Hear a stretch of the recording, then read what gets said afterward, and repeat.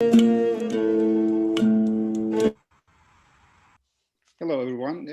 Welcome to our webinar organized by Kotku Family Reunion. By the way, first of all, I'd like to thank to all of them for inviting us. And we have a guest here today, Dr. Kilic Kanat. We will have a conversation on a topic picked together. It's all about the results of American elections, recent elections, and discussions on upcoming New World Order. First of all, I'd like to give a short bio about Dr. Kanat. He is the director of SETA Washington, D.C. He is also teaching as a professor at Penn State University at Erie. And he received his PhD in political science from Syracuse University, and he also has a master's degree in political science as well. And he has a second master's degree in international affairs from Marquette University. He has many publications in international journals, and also he has a column at Daily Sabah. He's the writer and co-author of many books on U.S. foreign policy and also on U.S.-Turkey relations. Dr. Kanat, please start, and then after introducing yourself, then I'm going to ask a few questions I'd like to ask you after your introduction. Thank you for inviting me, and this is probably the 8th time that I'm attending these events every year, and hopefully it was helping for the audience to understand Turkish-American relations and U.S. foreign policy from the Washington perspective. So here are a couple things about 2020 elections. I think that we always read books about the most consequential year of the century books. I remember reading a book on 1979 to be the most consequential year for the last 200 years. It is the Soviet invasion of Afghanistan, the Islamic Revolution in Iran, the rise of deng shopping in China and the liberalization of Chinese economy, and the election process of both Thatcher and Reagan. And everything that they were saying that this is the most consequential year for the last 50 years. And same thing about 1939, the beginning of the Second World War. Actually, I was going to ask a question, something like this. So go ahead. We are on the same page now. So same thing about 1914, assassination of Archduke Franz Ferdinand, and so many different things. But I think for the US, the most consequential year would be 2020. And there are a couple things that make this year so consequential and so important. And when I look back to US history, there are certain traumas that US has gone through in the last 100 years. The Spanish flu of 1917 and 1918 was one of them. Great Depression of 1929 was another one of them, right? And the civil rights movement and the race riots in 1968, 1969 was one of them. But we came to a point in 2020 that we had to, in the United States, of course, United States had to live through all of these things at the same time. The worst pandemic since the Spanish flu of 1917, the worst economic crisis since 1929, the worst race riots and demonstrations since 1969, the first impeachment of a president since 1998, right? And it happened, all of these things happened in an election year. And we see the most divided United States we have ever seen, probably in the last 100 years. So this election and the year itself and the election process itself was something that everybody will remember. So 2020, I see the Times cover, right? Time basically put a cross just, like they're showing that this is the lost year. I'm not sure if it's a lost year, but because its impacts would be lived through for the next probably 10, 15 years. I saw the congressional congressional reports about the projections of US economy, they were saying that in 2030, we would still have economic impacts of this crisis, the COVID crisis. So it was one of the worst years for the US, and it was an election year. And the campaign was a campaign that we have never seen in the United States before, right? The distancing campaigns and everything. We have seen a very divided society, a very divided America. We have seen two candidates, the oldest two candidates ever in the US history. And we have a change. Yeah. So we are expecting a change from the oldest person so far. To the oldest person, right? And we have seen the record turnout in the election. And we have seen that, yes, Trump lost the election, but this is the first time that a president is losing election by increasing its votes by 10 million. So this is something unique for the United States. So it is a year of so many different things, so many different events, and their impact would be lived through for a long time. So the election took place, and everybody expected that election would be a controversial election because of mail-in voting.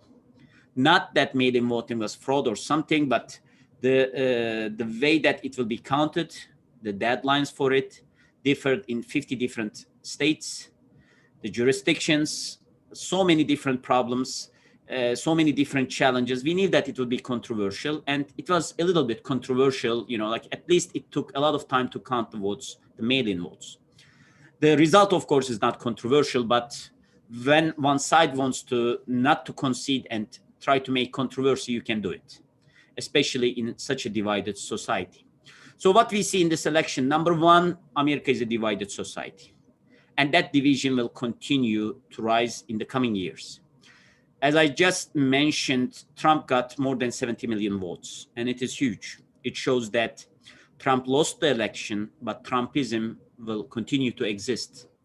And what we mean by Trumpism is it can be an accumulation of grievances from white America.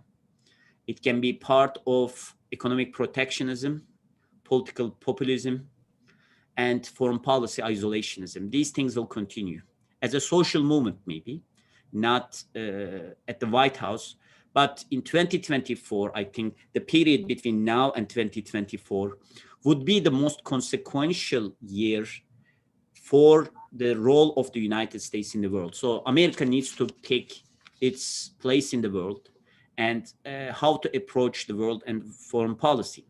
Secondly, the election results demonstrated the dysfunctionality that could happen in a federal system in the United States.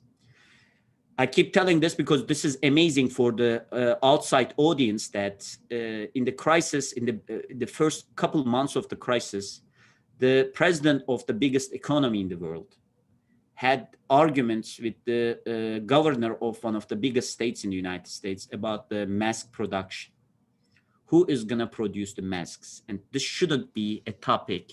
This shouldn't be an issue for a country like the United States. But we have seen that this functionality that took place in the United States in the crisis periods, such as the Hurricane Katrina crisis, happened again. So this will be there. Third, the 2020 and the US elections as a whole made a huge impact on the US image abroad. So when we look at the Pew Research and see there for the last 30 years, they track the US image and standing abroad. We have never seen the US standing so low, especially in advanced economies around the world, OECD countries mostly.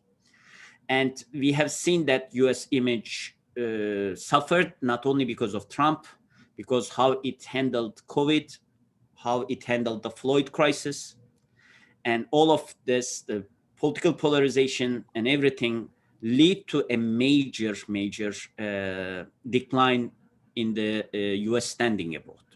And this will be in the next 4 years. Biden administration need to deal with this.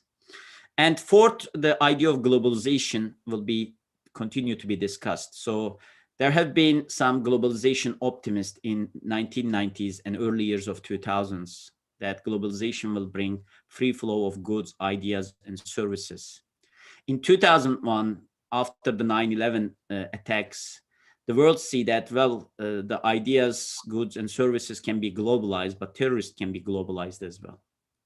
So now they see that, well, this is a little different than SARS, MERS, or Ebola or Zika.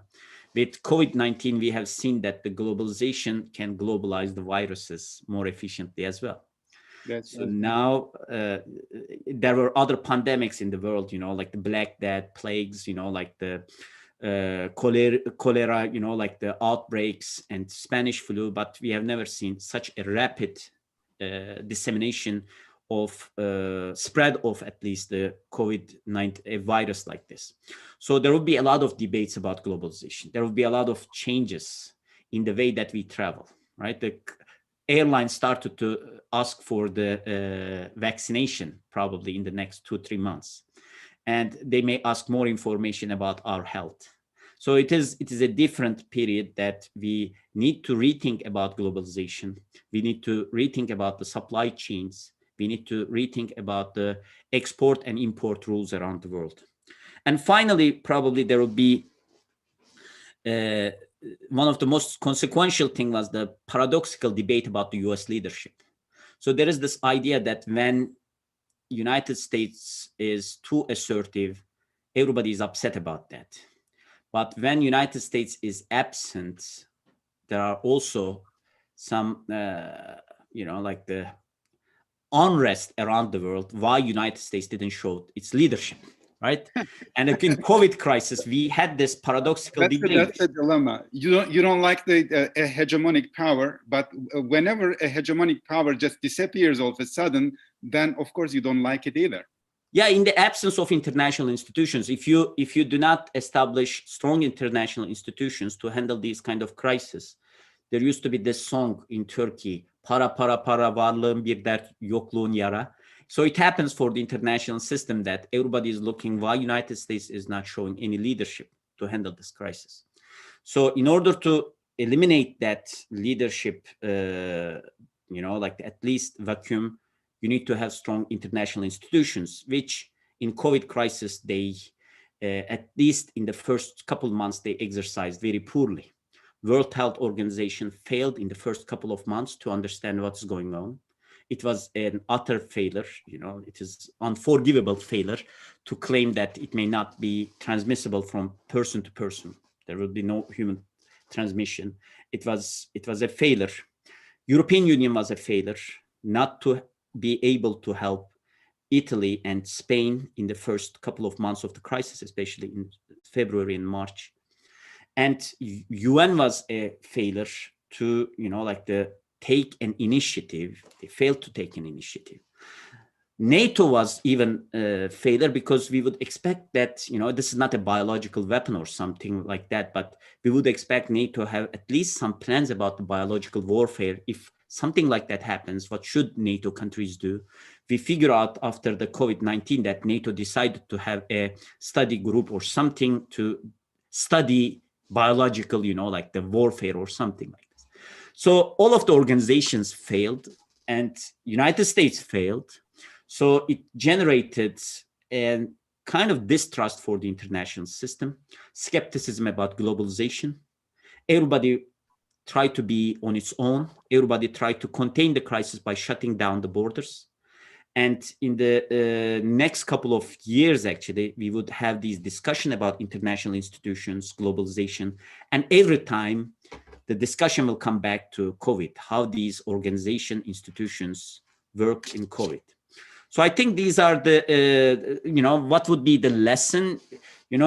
Churchill has this saying that for the America, of course, for the United States, we are talking about the United States. So it is so many failures, but now there are some people arguing that, yes, we failed, but at the end of the day, Pfizer is an American company. Moderna is an American company. Johnson & Johnson is an American company. So these companies would be the companies that produce vaccines for that. Like just Churchill said, you can always count on Americans after they, did everything else, they failed about every other things. So now they are saying that, yes, we can count on them. Yes, they did so many mistakes, but we may still need to count on them. And in starting from Biden administration, we will have this huge debate about American role in the world, what kind of world America wants to see, what they think about their role in this new global, like the environment, and what are the expectations from the American allies from the Biden administration. I think it would be a very interesting debate. And in this debate, I think America would try to figure out what should represent the United States, what should be the main goal of the US foreign policy and US objectives around the world. I think that debate is a very divisive debate for the United States, because that would be along the party lines. Trump would be around, right? Trump, Right. after getting 70 million votes, you can sell everything. If he has a TV channel, it would be one of the best, not the best, but one of the popular TV channels. If he continues doing politics, he would be a center of gravity in politics that can influence at least Republicans, right? His message will continue to resonate across what he calls silent majority in the United States. So we will have a interesting 4 years that would determine all of those different things. I was a fresh student in the United States. I remember Trump when he was running this show, Apprentice. Yeah. I don't exactly remember what year it was. But at that moment, I mean, it was obvious that he was just, enjoying that everybody is just looking at him. So after having this many votes, even though he lost, still as number 2, still he received more votes than any other winning American presidents before this time. So you are definitely right, and I totally agree with you. If you don't mind, I mean, let me, I have a few questions, and of course we can continue conversation together if you like that way. The parallel to what you have already mentioned about, I remember one thing during my years in the United States when I was attending Fletcher School in Boston. Mm-hmm. I wanted to buy an atlas, world atlas, and I went to Barnes and Noble. I'm not sure if do they still have Barnes and Noble? I'm not sure about that because of globalization, and I wanted to buy one world atlas, and the person there just gave me an atlas with, United States, Canada, and Mexico, just North America. So for them, the world was just North America, nothing more than that. So that was interesting. And another one, someone came and asked me when I said I'm from Turkey. She said, "Well,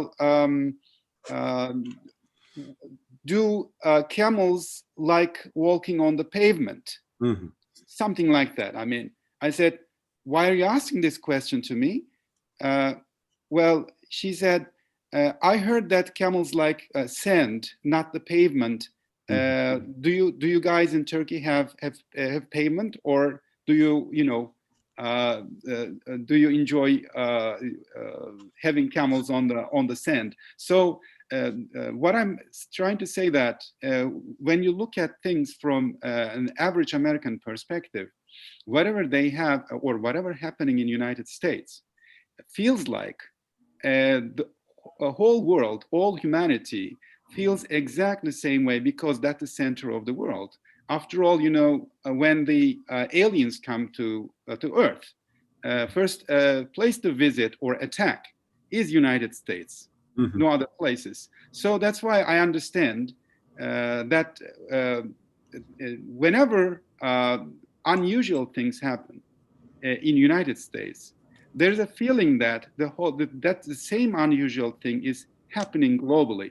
So from this, what I'm going to say is this: we've been hearing about this New World Order for quite some time. Forget about time before my age, but at least from 1989, I know that people have been talking about the coming New World Order. You briefly mentioned about that already, but what exactly should we understand from a new world order or world order? What is that? I mean, how long does it take for a world order to, to set in and continue? And what should happen so that we can just understand that we are ushering in to another new world order? Why is it now that we are talking about a new phase of this talk about new world order, but not in 1990, not in 1973, not in 1950 or some other time? What do you think about that? This idea of new world order. So, couple things. World orderly or not orderly? So, a couple things. Number one is about the U.S.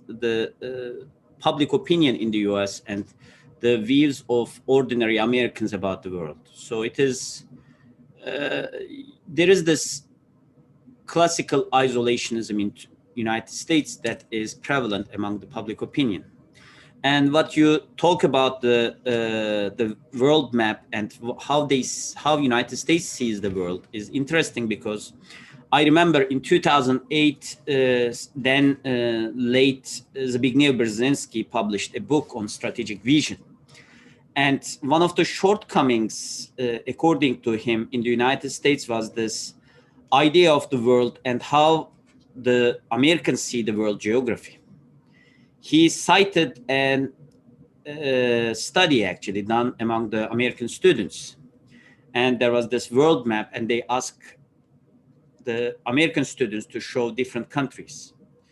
And it was an international, like the research, and American students did poorly to figure out which country, like the locates where. So there is this idea of the uniqueness of the United States. And it is partly because of its distance from different countries, partly because there are two oceans, partly because of the general idea that shapes the American mind.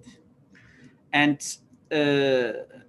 David Foster Wallace, a well-known novelist who committed suicide, unfortunately, a couple of years ago, a young novelist, very successful, he was a very successful novelist, said America is a land of addiction to TV, addiction to drugs, and addiction to loneliness. And that loneliness is actually present not only the way that Americans live, not only how atomized as American individuals are, that we start to see in COVID again, but how the Americans wants to see their country, in relation to other parts of the world.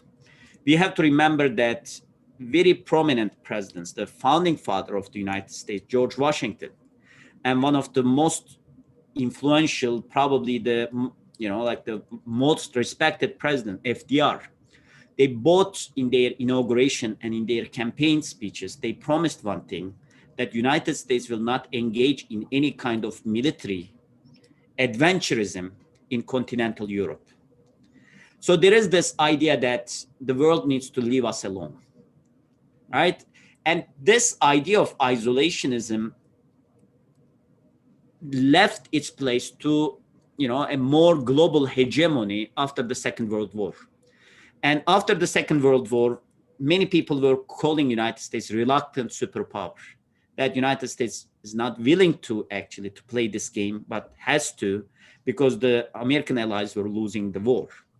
And it is Japanese Pearl Harbor attack, it is the Nazi Germany in Europe. So it is basically, it was reluctant, but it needs to play this role. And after the end of the Cold War, many scholars said, well, it is time to close this parenthesis. The Cold War was a time of extraordinary crisis. That there is a Soviet Union. It is not only a power struggle, it's not a geopolitical struggle, but it is also an ideological struggle. It's an ideological struggle to the American way of life as well. So it was an existential problem. So we have to deal with that, and it's finished now. Let's go back to our factory settings. Our default setting is being isolationist. We have to remember that, I repeat this in my every speech, because this is very important to understand the United States.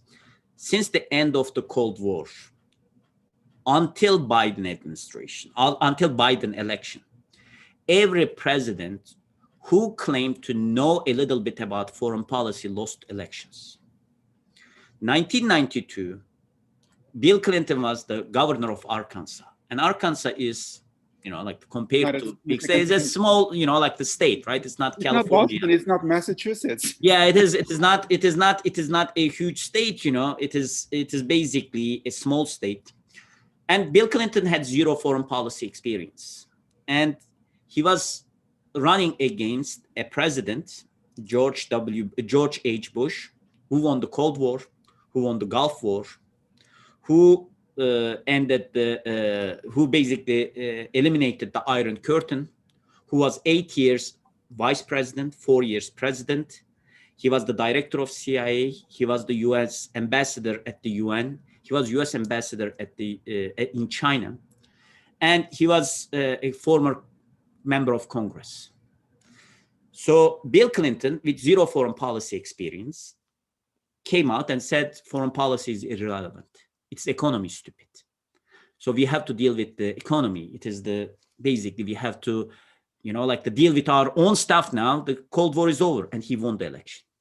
And in 2000, another governor from a southern state, the governor of Texas, with zero foreign policy experience, defeated Al Gore, who had so many foreign policy experiences, negotiated Kyoto Protocol, 8 years of vice presidency, an influential vice president compared to others, and member of Congress. And in 2008, this time, President Obama, a junior senator with zero foreign policy experience, won the election against one of the foreign policy and national security lions in the Senate, John McCain, with one single message that nation building starts at home. So instead of trying to rebuild Afghanistan or Iraq, we need to rebuild our own country. So all newly elected American presidents just give their messages to the American public, not through foreign policy, but through internal affairs or coming back home. Neo-isolation kind of. It is like, we are not the policemen of the world is the motto that every foreign policy, every presidential candidate used to say, right? The same thing about Trump, right? Trump won the election against Hillary Clinton. 8 years first lady, right? 8 years senator, 4 years secretary of state. And she is the establishment, right? She is the person who knows foreign policy. And Trump won the election with zero foreign policy experience. So it shows that Americans are not interested in foreign policy. So when we look at the election, the role that foreign policy plays in shaping the electoral behavior is seventh. After economy, unemployment, inflation, health reform, tax reform, right? Sixth is national security, and seventh is foreign policy. When people ask about America here, because of my background, being educated there, having interest in American foreign policy, when I tell them that American public usually do not understand, do not want to engage in foreign policy, or do not want to hear about foreign policy, they don't just quite understand. From Turkish perspective, when you look to United States from Turkey, let's say, what people see is only U.S. foreign policy. But interestingly, just as you said, it's not the case in United States. Historically, what they expect from their government is just turn their back and come back home and just take care of their business in their own place, rather than just being the police around the globe. That's interesting, and just this cycle is just happening and happening again and again after. So this, like you mentioned the aliens, because the movies, like when we look at the movies, we see this. Until recently, we didn't see much movies about the U.S. invaded by other countries. Like there is a huge industry of war movies in the United States, right? War films. And you never see that United States invaded by other countries. If United States is going to be invaded, it should be through aliens, right? The aliens are the only power that can invade American United States. Exceptionalism, only aliens can invade United States. Yeah, only aliens can invade it. And other than that, the national security threat until, yes, in 80s, 1990s, we had this Chuck Norris movies, Bruce Willis movies, Die Hard series, that there are some terrorist attacks, right? Things like that. There are threats, but it is not, they have never been existential threat. Existential threat needs to be either from the space or something extraordinary. It should be like King Kong, right? Destroying Empire State, or it should be, like the tsunami invading, like the New York port, or it should be something like a meteor hitting United States. And each and every time, that president of the United States emerges as the uniting figure of the Americans, make this speech, very emotional speech, saying not only uniting Americans, uniting the world. Especially in movies like The Day After Tomorrow, right? Independence Day, it is uniting the world. But here is the thing. It's important. I always remind my students also about that. But it was changing now, right? For example, it's interesting that there was this movie, World War Z, that there is a virus that makes people zombies. And for the first time, it's a Brad Pitt movie. In that movie, we started to see that the leader of the world is not United States. The president also perishes in the movie. And it is the World Health Organization and scientists that saves the world from this virus, right? So it was changing, but at least in the American mind, you can see that this isolationism, this lack of interest in foreign policy. Right? Is it really happening? I mean, I want to believe it, but is that true that this American exceptionalism or the manifest destiny of United States to lead the humanity because God just asked them to do so or something like that? Is it really changing? Because, when I just hear the messages of the coming Biden administration, he says America is coming back. So if that is the message, America is coming to do what? Coming back to do what? To lead the world again? To be the prime power? I mean, not only an egalitarian power uniting, in a friendly fashion, but instead, taking the hegemony or just seeking another era of hegemonic power? Or is it more like something like primus inter pares, if we can say that? Just the first among the equals, let's say. Is it something like that? Is that really happening? Is it resonating in the public of United States? As a person who's trying to observe and study US foreign policy, the messages means not too much for me anymore, right? So because we have seen in multiple different instances that there is this mismatch between the messages and what the president does in the United States, president do in the United States. So in the absence of a grand strategy, so you ask about New World Order, right? So New World Order was a concept that was basically stated for the first time in George H. Bush in 1991, after the Gulf War, actually. He said it's time to establish a new world order.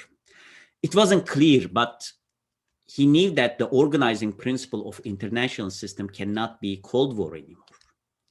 We need a new organizing principle. It was becoming a unipolar world, right? America was, as John Mersheimer mentioned, the baddest and biggest dude on the block. But how can United States use this power and influence? And many were expecting that unipolar world would extend a certain period of time. Because of that, people like Fukuyama wrote articles like the end of the history, right? It is the liberal democracies that won the war. So it would be my college years. I remember that. Yeah, it is a gradual, like the kind of, transition towards liberal democracy in all different parts of the world. But we see that the unipolar period turned out to be a unipolar moment, actually, that in 1990s. And it started to change. It started to be challenged by rising powers. But here's the thing. Everybody is very, like the hasty to make projections. And those projections turn out to be wrong. So we have to be really careful. In 1987, 1988, when Paul Kennedy wrote his book on the rise and fall of great powers, which is very popular in Turkey, which used to be very popular in Turkey Turgut Özal used to like that book and kept quoting that book, right? Demirel kept quoting that book. And everybody liked that book because the idea of the book was America is going to decline and there would be a rise of the other countries and Japan, right? So you always see that in 1980s movies like Die Hard 1, right? It is the Die Hard 1 takes place in Nakatomi building, a Japanese, Right. corporation building. That's right. Yeah, exactly. So Now it is the John Crichton wrote, like the novels about that Japanese companies are stealing secrets from US companies, right? Technological secrets. In 1988, when you look at the cover of Newsweek and Time, you will see that the trade war between Japan and the United States. So it is basically, many were expecting that United States will decline and it will be replaced by Japan. But it turned out to be wrong. Then many people expected after the end of the Cold War, the US global dominance will continue, which turned out to be wrong, right? It started to be challenged by other powers, the rising powers. And in the first decade of 2000, there was this idea of BRICS, right? Britain, Russia, India, China, South Africa would challenge the United States. Farid Zakaria wrote a book called Post-American World, right? And Thomas Friedman wrote a book called That Used to Be Us. So it is like end of the US global hegemony. Charles Kupchan wrote a book called No One's World. So it is the end of the United States, decline of the United States. Well, everybody was expecting that it will be a multipolar world, but, well, it is not changing, like that fast, right? Yes, there was this economic challenge towards United States from China, but in terms of military power, United States is staying, right? It's not declining, at least right now. In terms of diplomatic power, United States is, what Biden is saying, coming back. So people are trying to define what this new world order is. They try to be creative. They are like, okay, it may not be totally a multipolar world. We may see something like uni-multipolar world. That you have a very old mindset. Yeah. Dr. Kanat, do you think that we have a very old fixed mindset and that we are not able to read exactly what will be like the next world order? I mean, when we talk about world orders in the past and just recently, we are just stuck into, searching for some kind of hegemonic power, as you said, America being unipolar, or another power right next to it. Once it was Soviet Union, Russians, now it's going to be China.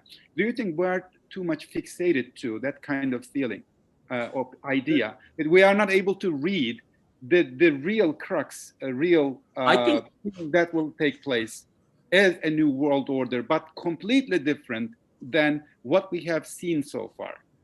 I think that there is, at the US part, there is this problem of lack of grand strategy. So there is no grand strategy right now, right? That would basically come up with, define what United States wants and strategize it. There is this wishful thinking. And this is, I think, the worst problem. The biggest problem of the United States right now is this, that they have policies, but those policies are not policies, actually. Those policies are wishful thinking. And there is no strategy behind it. So in the absence of a strategic mindset, what happens is whoever is running the show on the ground, the tactical and operational successes started to shape the policies, but there is no overarching strategy. So a lot of people ask this question is, what is US strategy in the Middle East?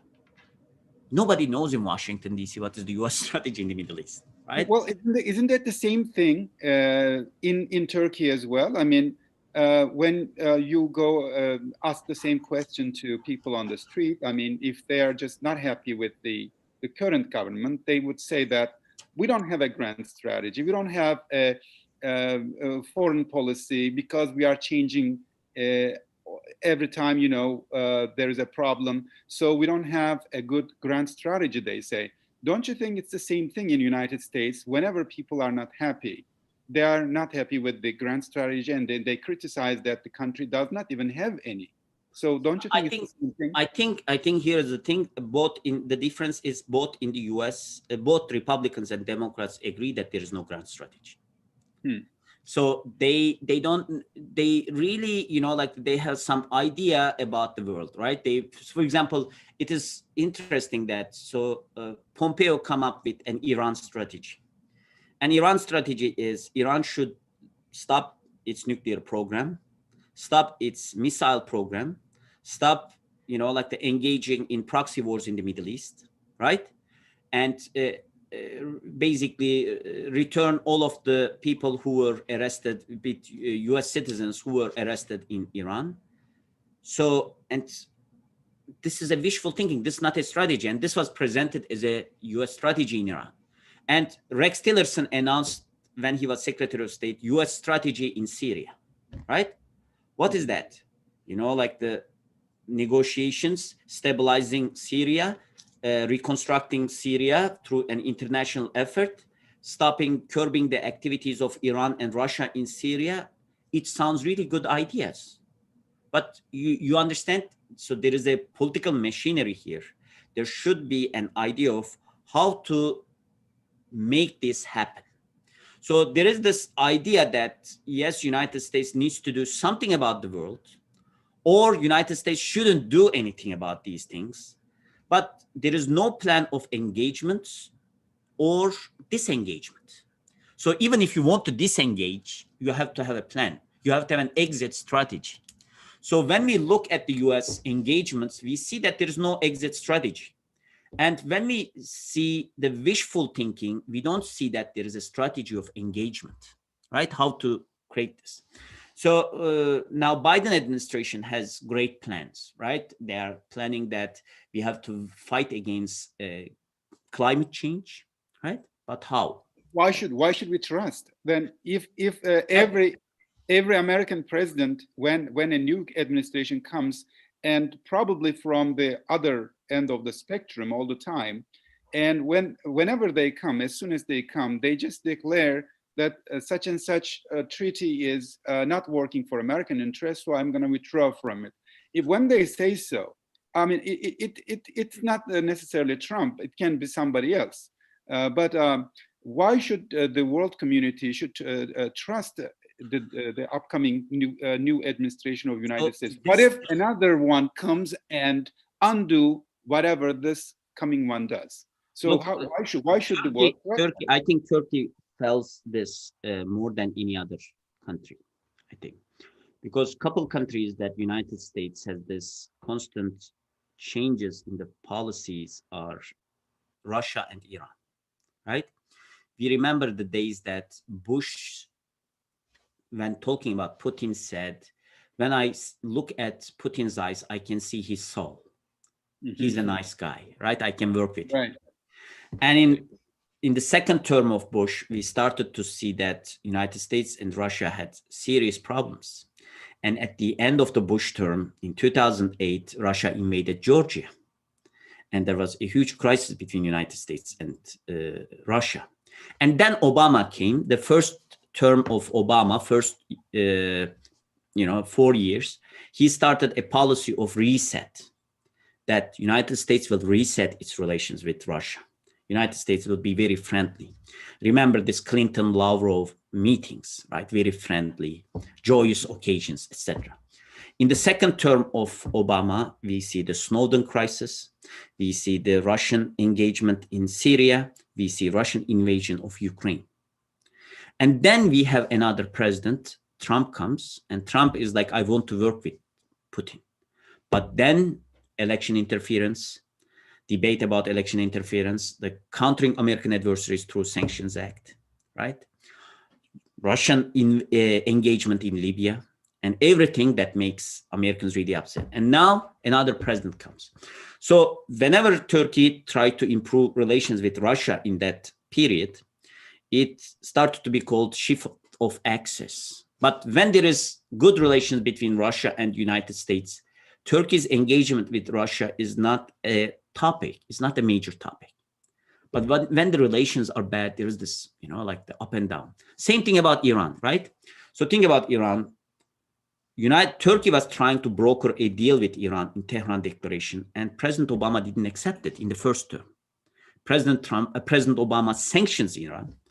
In the second term, President Obama signed an agreement with Iran and started normalization.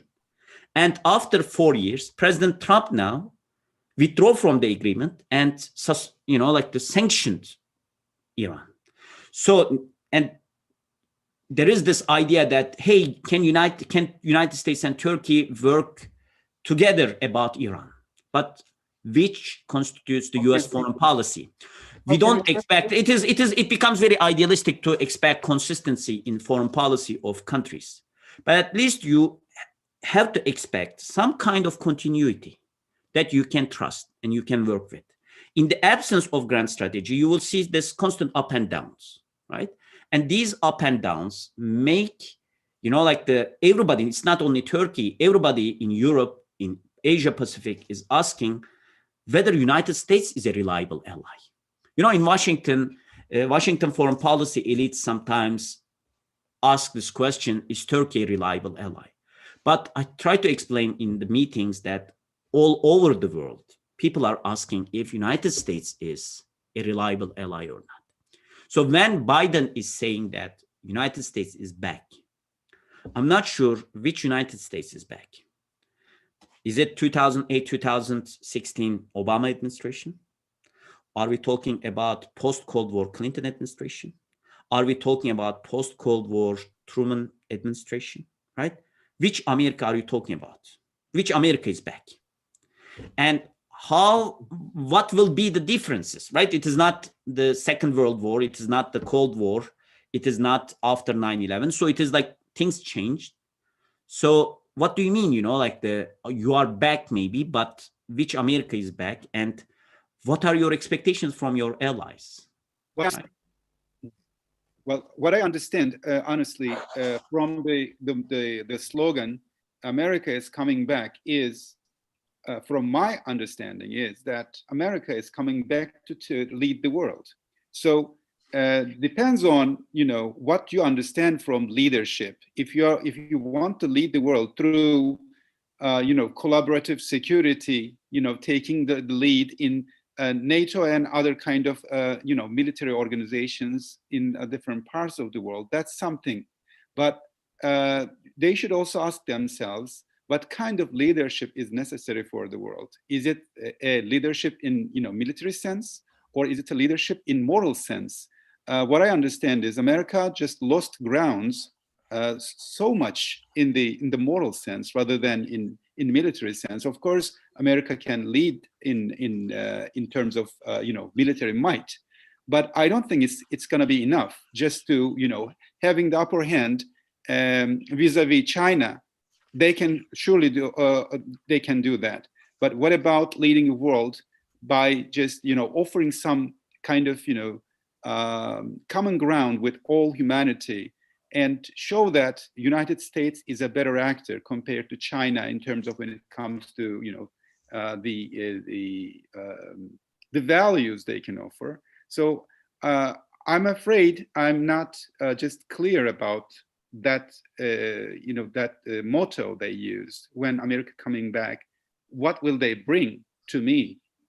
Is it the old America, as you said, or is it something new and something that is more preferable for other parts of the world as well? So we will see it through actions, but one person that can talk on behalf of Biden in foreign policy is Blinken, the Secretary of State nominee of Biden. He has been working with Biden for the last probably at least 18 years, I guess.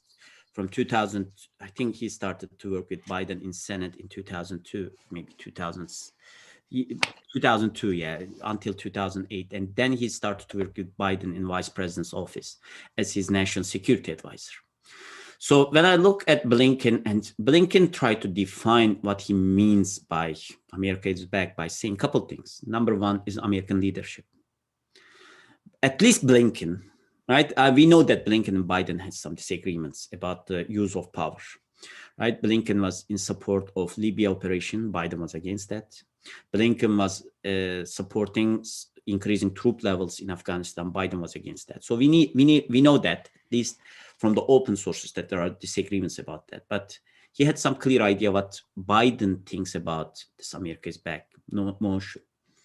Number one, American leadership. According to Blinken, Biden believes that in the absence of United States, it becomes really difficult to bring an order to the international system, because nobody wants to take that burden or share that burden. So they believe that American leadership is a must. But we don't know what they mean by American leadership, right? So is it a diplomatic leadership, economic leadership, a military leadership, right? Or all of them together? We don't know it. The second one is international partnership and coalitions and cooperation. So people like Blinken, people like Biden believes that what makes America exceptional in international system is America has alliance structures. In the Cold War years, they believed that, not me, they believed that America had allies and Russia had satellites. What made America, right, more powerful than any other country as a global power, and what would endure American leadership is this alliance structures. So the cooperation needs to continue. And cooperation needs to continue in a way that both sides would be happy about this. For example, last week, the UN EU Commissioner on Foreign Policy, Borrell, sent this proposal to US administration. And he said there are 4 areas of cooperation. 1 is COVID, 2 is global warming, 3 is technology, and 4, he vaguely mentioned that it is cooperation in foreign policy. But he said we have to get rid of the nostalgia of the past. So it is not, we are not talking about Cold War allies. And he was very careful. He's like, we have to be able to coordinate the areas that we have strategic convergence, how to act about this. And we have to be able to contain potential crisis in the areas that we have strategic divergence. So he's not saying that we are going to follow you everywhere.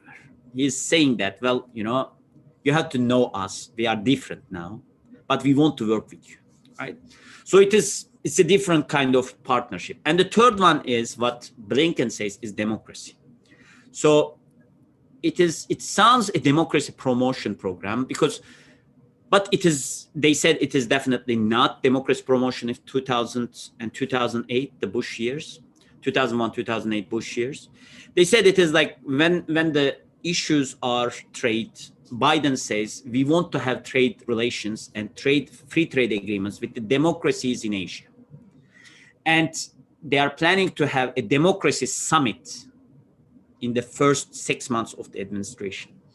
So there are these, what we can call blueprints, but the operationalization would be different, right? How you gonna claim US leadership? And this sounds a lot, you know, like for example, for the Sanders team, more left-wing team, let's say, in Democrat Party, it creates concerns that this sounds a little bit neocon politics, right? Neoconservative ideas, that US leadership is a must. Robert Kagan, one of the godfathers of neoconservative thinking, has this book. And he starts his book with a movie, Frank Capra's movie, right? It is a movie about an individual, a barber actually. God wants to show him how the world would be, how that town would be without him. And he just pulled him out and made him watch a world without him. And Robert Kagan says, I want to show you the world without America, right? And the world without America would be, there would be, according to him, the aggressive powers of Russia and China. Europe is divided, right? It's an economic giant, but foreign policy-wise, they don't agree on anything. And the US allies in Asia Pacific would feel the pressure of China. India is acting too independently, and there's chaos in the world. So it is not what Blinken says, but Blinken still thinks that we need United States so that United States can organize certain things. And United States leadership is the one that will kind of, gives an order.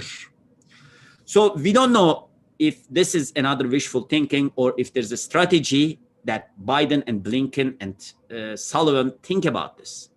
But we know that they want this international cooperation, they want US leadership, and they want more kind of, cooperation with democratic countries. But again, these campaign speeches and wishful thinking may not be, the policy. Because I suggest everyone to watch the presidential debates in the year 2000 between Al Gore and George W. Bush. George W. Bush was a person who was totally against US military adventurism around the world. George W. Bush was a person who said that we are not the policemen of the world. George W. Bush was totally against nation building around the world. And 9/11, and then everything changed. We see that George Bush is the person who come up with a preemptive strike idea. So again, things may change, but this is the thing that we can at least see from the, their statements and following their tweets and everything. So it is what you're saying that we must be careful rather than what they say. The American presidents, we have to focus on what they do. I totally agree with that. May I also ask you to put in perspective after this picture of the New World Order, whatever it is. What should we understand, or what should we think about the current issues, problems, the rough period, let's say, between Turkey and United States? Is it because Turkey is misbehaving, let's say in quotations, and breaking the goodwill contract between the two countries? Or is it the signal of a major change in US foreign policy toward Turkey and Middle East in general? How can you put this issue in perspective? If the world is inevitably sliding toward the new order, how can we save this tough, sometimes problematic, but mostly fruitful, let's say, relationship between the two countries? What do you think about that? So when they ask me my expectation about the Biden administration and the future of Turkish foreign policy, I see that there are some constants. Constants will continue to be constants. And there are some fault lines in the relations between Turkey and United States. And these are historical fault lines. And I don't see any major change in those fault lines, and they continue to be the areas of the crisis in relation. Number one is the US Congress. US Congress, other than that short period between 1948-47, let's say, with the Truman Declaration, to 1955-56, maybe, the Korean War, and that's 10 years. US Congress didn't have very favorable opinion about Turkey. So when we look at the most significant crisis in the relations, Johnson's letter, Johnson wrote that letter mostly, as in part at least, with the pressure of the lobbies in the US Congress.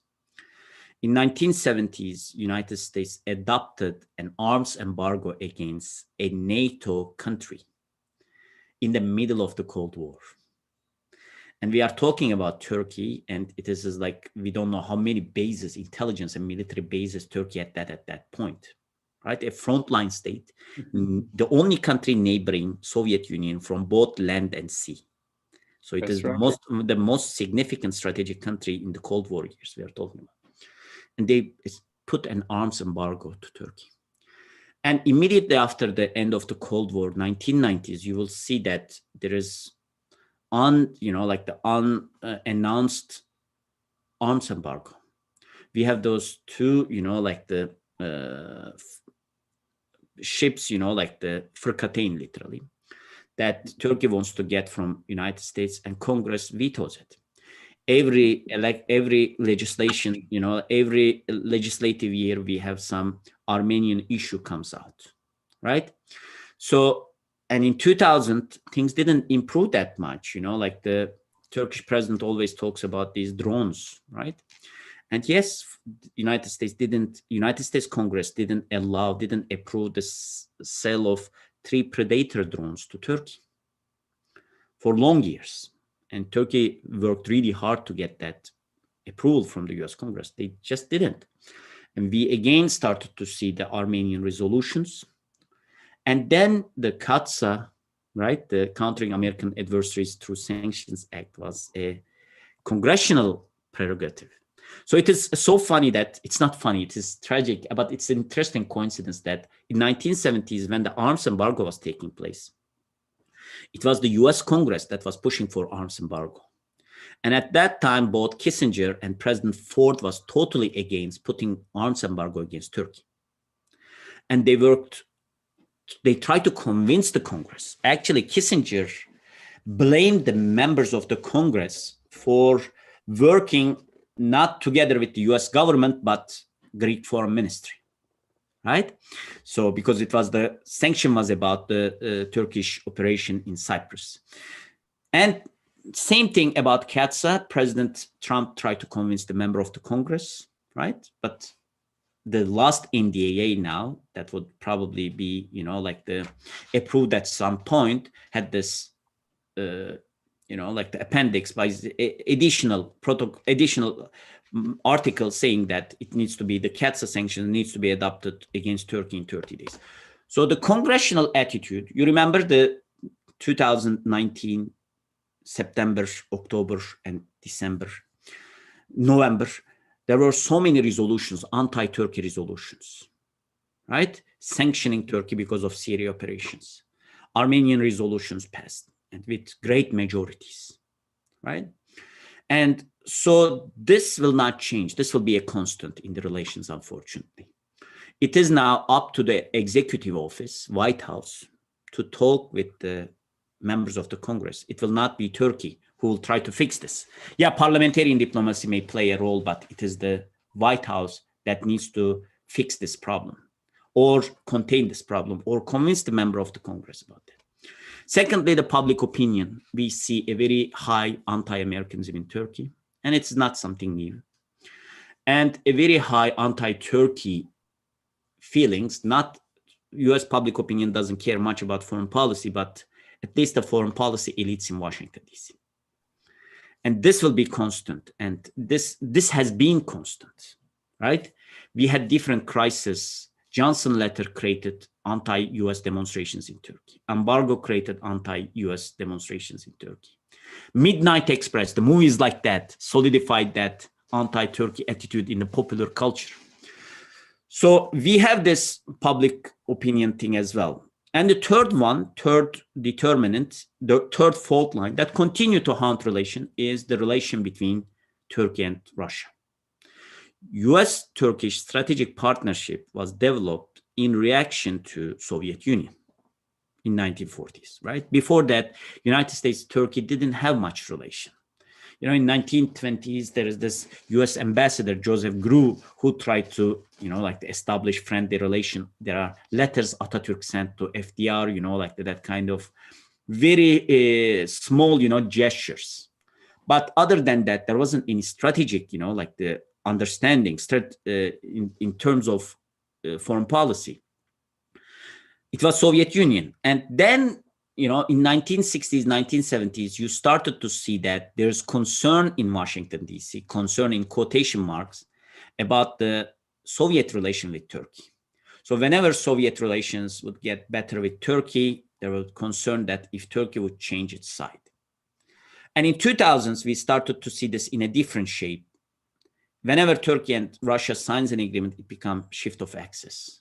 Do you think it's a real concern? I mean, do they really believe that Turkey can just shift to Russian side indefinitely? I mean, do they really believe it? I kind of, when you look at 1970s, 1960s government documents, now they are available online, right? The archives. You will see that these reports written for National Security Council showing that in the United States, that there is concern that, this independent Turkish foreign policy may tilt toward Russia.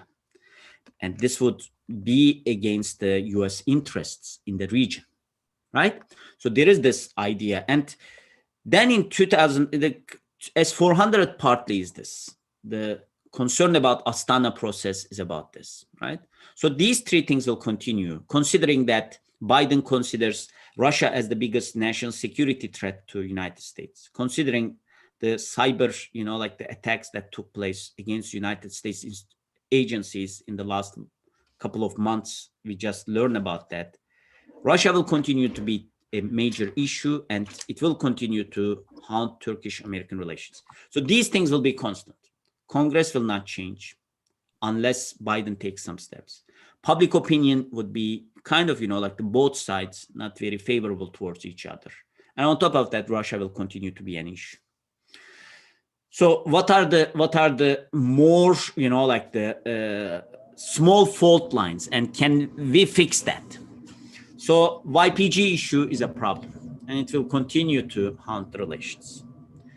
Will there be any innovative solutions for that? It depends on the US, right?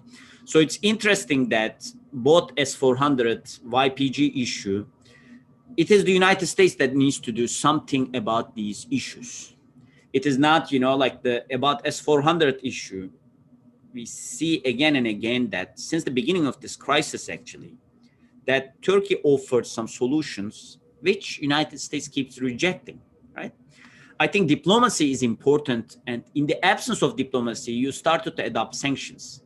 And now, unfortunately, with the decline of US diplomacy, we see that in the toolbox of the US foreign policy, we keep having sanctions. So whenever something happens, United States try to fix that through sanctions, right? Sanctions to Turkey, sanctions to European countries.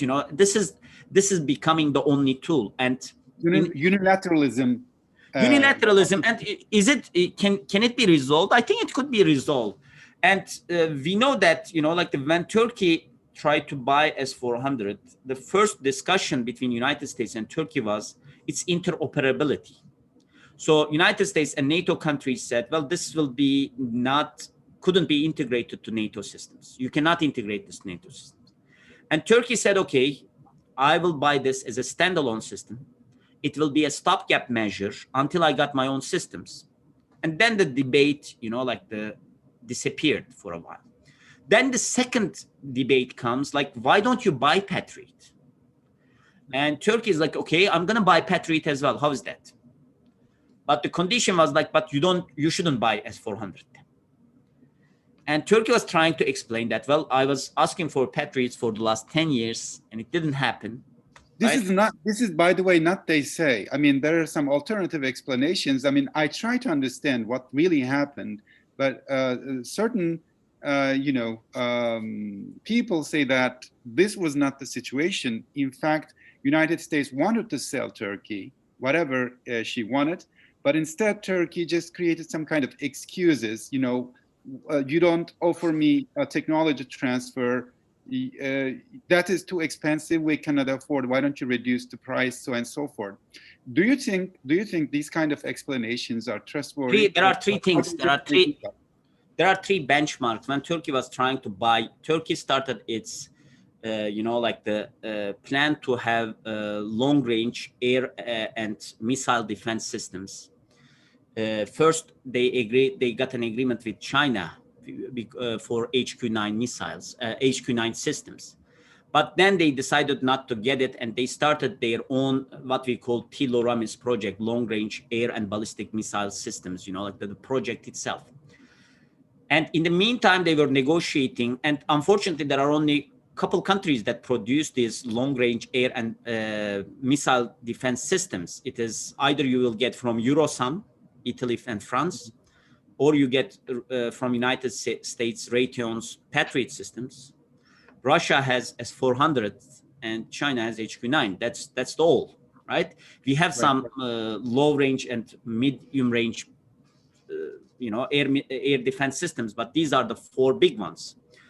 And there were three criteria that Turkey wanted, the Turkey decided to get. Number one, the delivery date was critical. Number two, pricing. And number three, technology transfer. And unfortunately, Raytheon was so, from what we heard, was so inflexible about these things, right? Right. They didn't want to talk about anything about technology transfer at all. And in the meantime, the price was too high. It was high. You know, the second time in 2019, when Assistant Secretary of State in March visited Turkey and offered the Patriot, and United States usually quotes that and says that that was the best Patriot deal we offered to any country around the world. That may be true, but then it has a condition of S-400. But before that, the condition that they provided about Patriots were not very ideal conditions. It was extremely expensive. Delivery date was really late, right? And they didn't want to be flexible about this. There was this, what we can call borderline arrogance that, well, you know, like we saw that you couldn't buy HQ9, so you probably wouldn't be able to buy anything else. And this is your only option. So, you know, like get it or, you know, like not get it, it's up to you. I think it is, I wasn't part of those, you know, like I don't know what those engage in those negotiations, you know, like discussed, but from what I see, you know, like from both sides is that, you know, like the idea. So going back, you know, so because of that, the Patriot couldn't be bought. And we didn't know, there is this problem. We didn't know if Congress would approve that sale, right? You can buy it. You can pay for that. But if the Congress doesn't approve it, you cannot get it.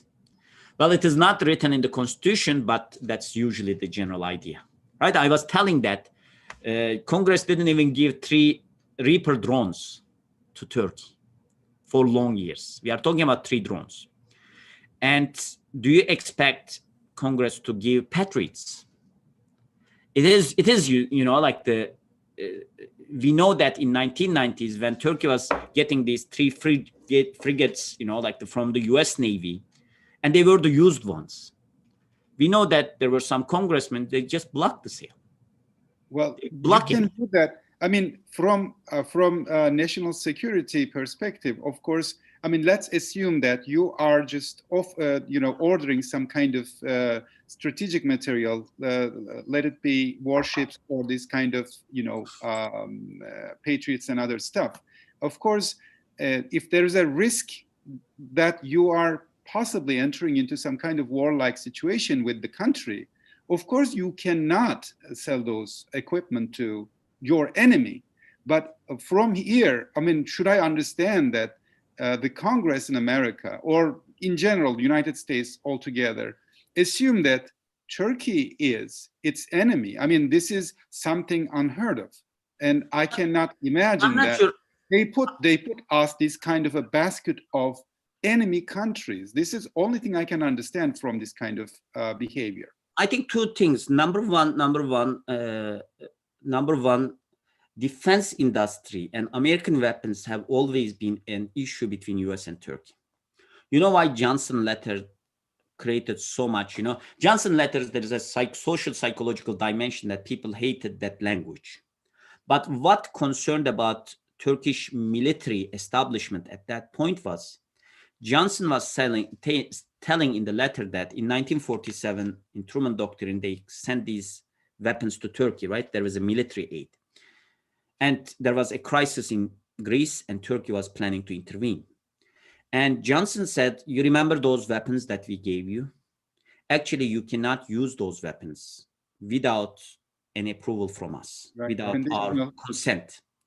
So we gave you those weapons against Soviet Union. You cannot use against any other person, any other group, any other third parties. So what happened was, it's interesting that this is like repeating itself, that the idea of, you know, like the national defense industry really, you know, like revived after that letter. They said, if we want to have this operation, we need to have our own systems. And actually, after 10 years, when Turkey was doing the Cyprus operation, the capacity and the ability of the Turkish forces mostly depended on that letter and what happened in the Turkish defense industry after that letter, right? And the same thing about the drones. that Turkish, yes, Turkey started, like the drone in 1990s. They started to get interested in drones in 1990s. But what probably revived, all of these drone programs was basically United States was telling that you cannot get these. And the same thing may happen. We may see it actually with the air defense systems itself. So it is interesting that each and every time when US Congress or US government wants to give, I don't want to use the punishment, but deter Turkey about a foreign policy action, it is either you cannot use our weapons or we will put an embargo to our weapons, right? Or any other things. Look now, we are talking about CAATSA sanctions, but the CAATSA sanction is the third step.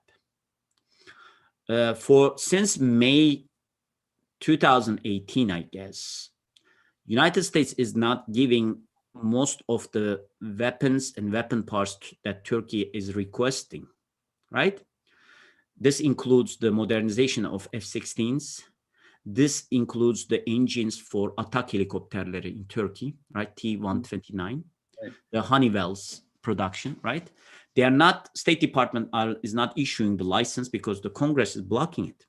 We don't know how many weapon systems that United States is not granting to Turkey right now. So there is already an embargo. Right. Sounds like, it seems to me that the Congress, the pressure and the authority of Congress is mostly used by American presidents as some kind of an escape hatch. Whenever they don't want to say no. Yeah, sometimes they have to be able to convince, look, but we shouldn't underestimate the role of the Congress here. Turkey's exclusion from the F-35 program, right? The F-35, the debate about Turkey's exclusion from F-35 program started in 2018's NDAA discussions that Congress wanted Pentagon to write a report if F-35 could be endangered if it's in a country that has S-400 systems. And then the exclusion process itself was basically launched and run by, the US Congress. So we have to make sure that there is this, there is an already existing embargoes to Turkey. So CAATSA is basically the last step of it. And that Patriot systems was, you wouldn't be able to, it is really difficult for Turkish foreign policy makers or defense industry people who does this procurement, if the Patriots would be allowed, and if it's going to be allowed when, right? So we have to understand that there is this pre-existing problems in the relations in defense industry. Right. Well, I think we have been talking for almost 1 hour and 20 minutes already. I'd like to thank you, Dr. Kanat, for being with us and sharing your opinion in a wide area of issues. And we would like to see you again in another occasion. Again, thank you very much. Thank you.